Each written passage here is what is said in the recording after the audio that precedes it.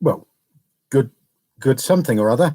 It being in the middle of the night in the UK at the moment, 3:40 a.m. and I'm smitten with my customary insomnia. So I've taken advantage of it to come down and, when I know I'm not going to be disturbed, actually get on with some work. And that's going quite well. After a busy but stressy day, previously obviously waking up in the middle of the night to actually do some of the work that I like and am here for, is what I'm going to do. I'm also going to do a bit of hobby while I'm on line and just show you a few bits and pieces. First of all, some things I built in the day between dealing with the ridiculous levels of nonsense that I had to deal with. This is a expanded Frostgrave warband, and I will be doing these for sale on the Etsy shop at various grades of size. The basic one being a starter warband, which is wizard, 4 soldiers, 4 free soldiers, and apprentice for £50 UK.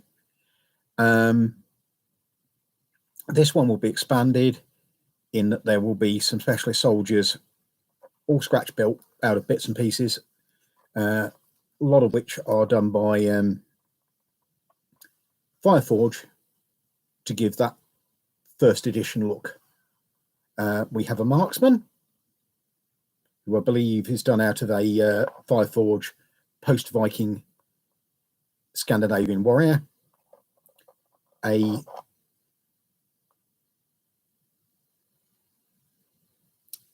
Templar with a 2-handed weapon, again done out of a post-Viking Scandinavian warrior.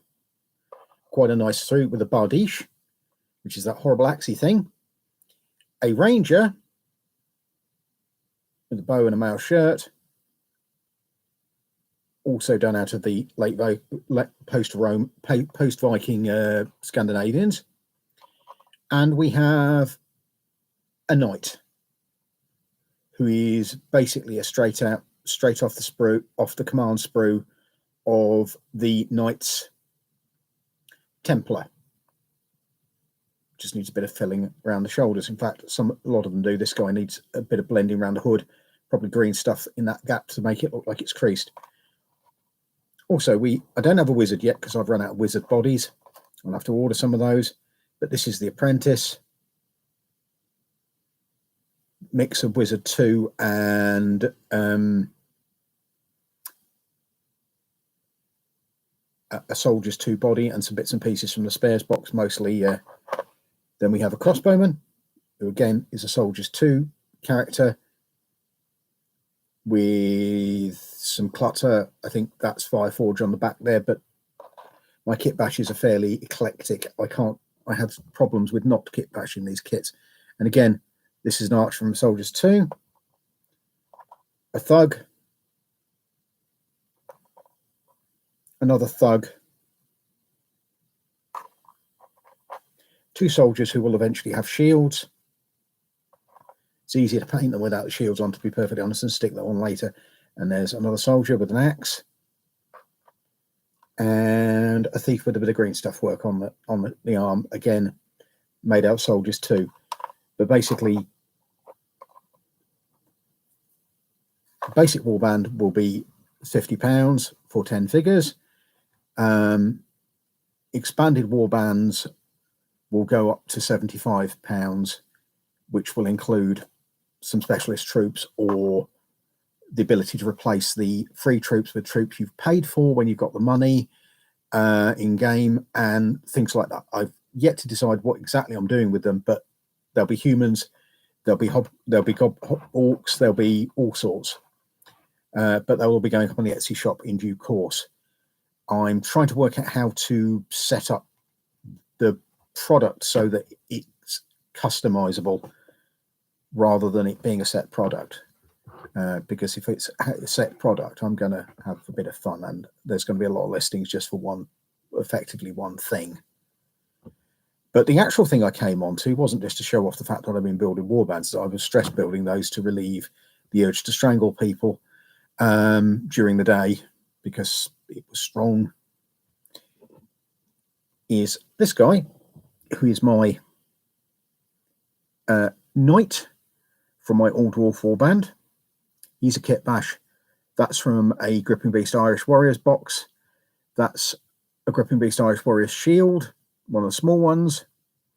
The axe is from a demon, from the demon's box, because I couldn't find a one-handed weapon from any of the dwarf sprues I had left.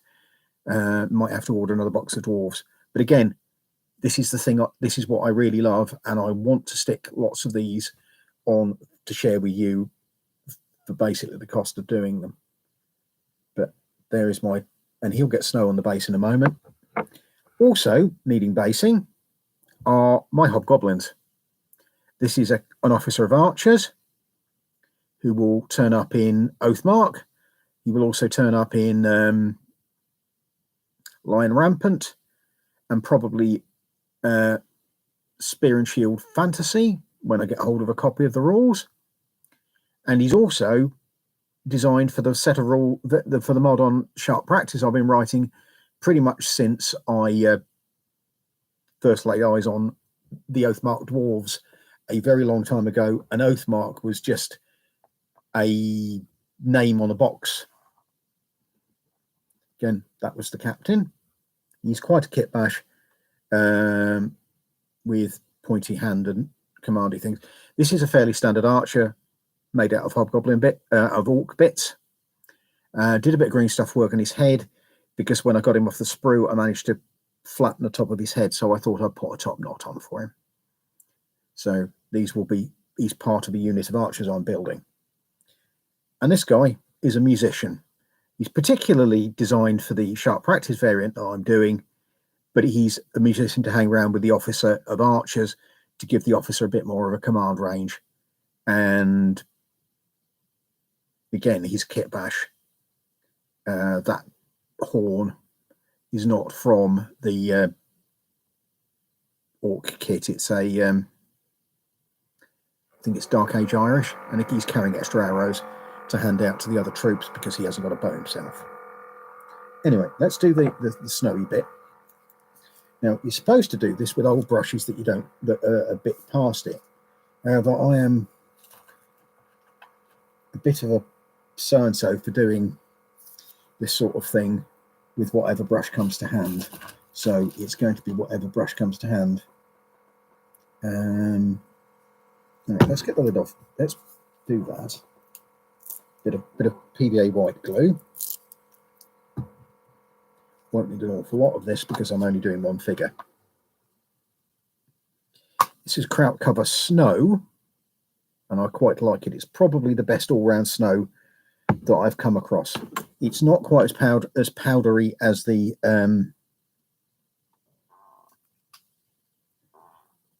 Games Workshop snow that I've tried, and it is not as coarse as the GF9 snow that I've also tried. It seems to be a middle option. I wouldn't use things like bicarbonate because bicarbonate has a habit of absorbing water from the atmosphere and turning into a slushy mess. It's also chemically active, being a base, and you really don't want to do so. I should be wearing my modelling glasses because these are my reading glasses and I can't see well enough out of them to do this modelling sort of stuff. But I think smearing a bit of glue around the base was about the visual limit on them. So we have this, we have snow, and you just sprinkle it over the base thusly. And if you want it to settle a bit thicker, you tap it down with your finger and then you let that go off for a few hours, and then you give it a brush with a dusting brush. And that's that one done. Which again, powder snow. I'm going to have a look at their other products, but I'm quite impressed with the one I've had so far. I was rather hoping I want to try their woodland stuff because it might be an upgrade on my DIY stuff, which is basically mixed herbs, which makes the bases smell lovely, but necessarily tea. because I've run out of coffee. It's been one of those days. Donations of coffee are always appreciated. Anyway, getting back to the hobgoblins are going to be done with the same basing style as my orcs. Sorry, same basing style as my Byzantines, because I have an evil plot which involves potentially. No, that's the wrong glue, Simon. This is the stuff I want to use, and I need another pot. I need another one of these, because the thing with all super glues is that once you open them, they go gloopy over time, the longer they're exposed to air. Now, I know you don't have to stick these down with super glue. I'm aware of that, but I'm also aware that sometimes they don't stick as well as I would like, and there are such things in the world as clumsy gamers. You might be looking at one doing this on screen at the moment, because, yeah. And hopefully I can get a little dab of this out. It's not going to require me to poke. It's going to require me to poke things in there. This is the other thing. This has gone particularly gloopy, so I'm going to have to use method B. Now, ideally, you'd use a piece of steel rod to do this, or something like a brass rod, but I don't have one to hand, and I'm not going hunting. So, see, gloopy. And it doesn't matter how much you how much you tighten the lids up. It just happens. There's enough air in the bottle for them to go off. And I'm just sticking a couple of these to the base because it still works as glue. It's just not particularly user friendly.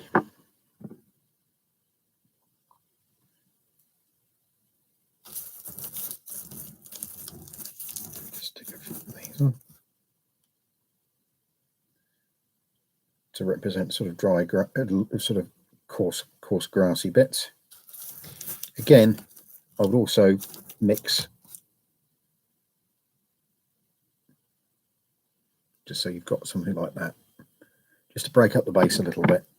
The base has already been painted and a sort of a mud colour, and then covered in builder's sharp sand, which has been stuck on with the white glue, and it's been painted again because this builder's sharp sand I've got is not the colour I wanted it to be. If I'd have wanted it to stay the colour it was, I'd have left it as, I'd have sealed it with a little bit of white glue rather than painting it, which also has the property of sealing it in. And those are a nice thing about super glue, is that they will be very, very set very, very quickly. Now I'm going to use these, which are the same tufts but in a different colour, or I could use these, which are the same tufts in a different length, and I think I might be using those as they look a little bit more rough grass, which is the look I'm after. So I need to go and get some more gunk out of the bottom of this.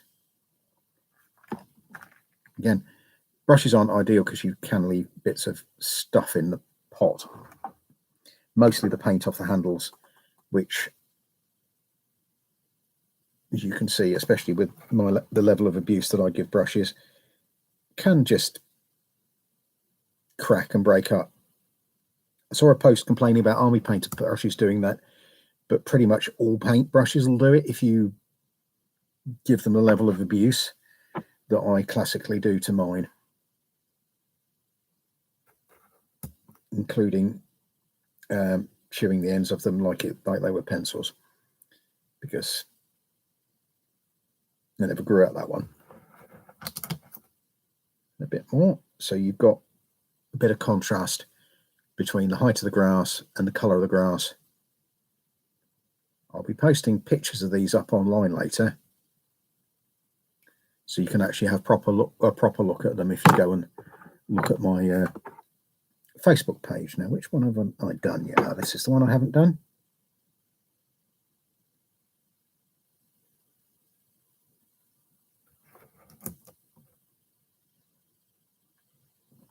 I've got one there, and that's pretty much that will do for him. as I say, there's a whole unit going for those coming along. I'm hoping for the sharp practice thing to get 2 groups of them, which would be 16 figures, and of course that's big enough to reduce to a 12 for it to be a dragon rampant unit, and it would also be big enough that you could have a 3 rank deep archer unit for Oathmark. Again, these are on a standard round basis.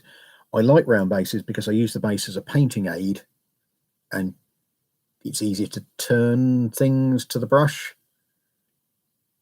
when you've got them on a round base than a square one.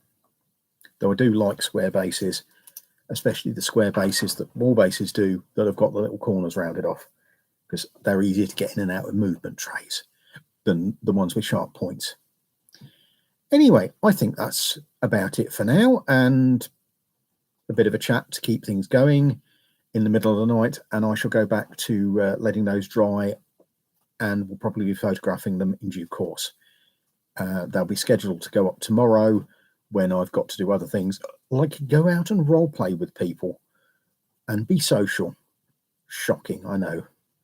Anyway, take care, everybody, and I will speak to you, no doubt, at some point, and if not before, definitely Tuesday between 7 a.m. and 8, and it will go on to 8 if there are people in the chat and who can basically give me something to talk about, because I will run 15-20 minutes on my own steam as I'm doing now with the thing I've got planned, and then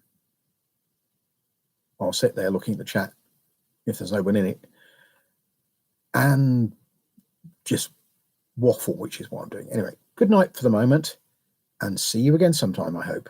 Bye.